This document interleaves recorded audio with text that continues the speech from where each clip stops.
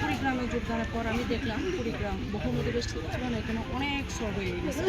পরবর্তীতে যখন আমি সরগুলিতে আসি তখন দেখতে পাচ্ছি যে সরগুলি চরমভাবে অবহেলিত। বিশেষ করে এখানে যারা যুবক যুবতী আছে তাদের তেমন একটা কর্মসংস্থান নাই।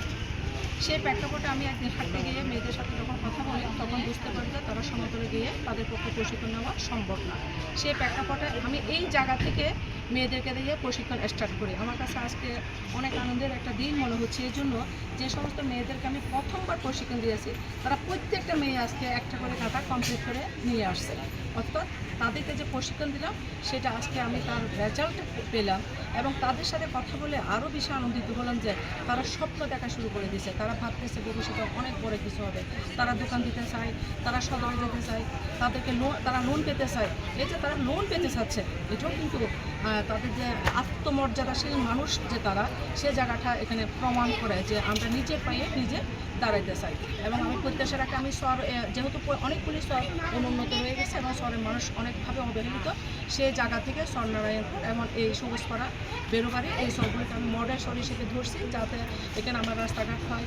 এখানে এখন আজকে চিন্তা করলাম যদি কোনো গ্রামীণ ব্যাংকের যদি একটা শাখা এখানে দেওয়া যায় তাহলে মেয়েরা হয়তো অত দ্রুত সময়ে তারা লোন পেতে পাবে। আমি সেটারও চেষ্টা করব।